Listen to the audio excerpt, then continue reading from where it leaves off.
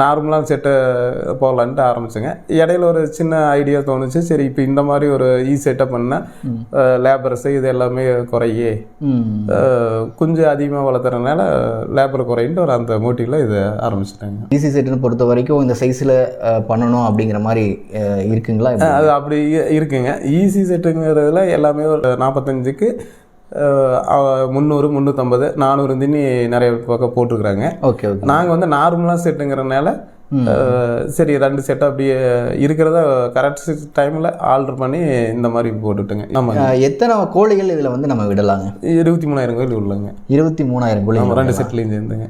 Okay okay. இதுவே நம்ம normal பண்ணையாக இருந்தால் அதில் எவ்வளோ கோழிகள் விட முடியுங்க? நார்மல் பண்ணைக்கு 6,000 13,000 கோழி விட முடியுங்க.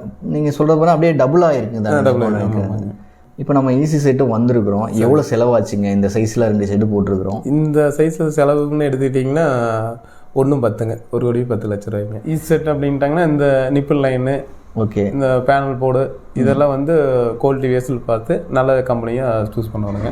நாங்கள் என்ன கம்பெனின்னா விக்டெக்ஸ்மென்ட் ஒரு கம்பெனிங்க. ஓகே. ஸோ பட்ஜெட் அதிகமாக இருக்க மாதிரி தெரியுது. கொஞ்சம் அப்புறம் அட்வான்ஸாக போகிறப்ப எதுவுமே கொஞ்சம் காஸ்ட்லிஸ் கொஞ்சம் வருங்க. கண்டிப்பாக. இந்த ஈஸி செட்டை பற்றி முழு காணொலி ஒரு டீட்டெயிலான ஒரு வீடியோ நம்ம தமிழ் பறவை யூடியூப் சேனல்லே போட்டிருக்கேன், மறக்காமல் செக் பண்ணி பாருங்கள்.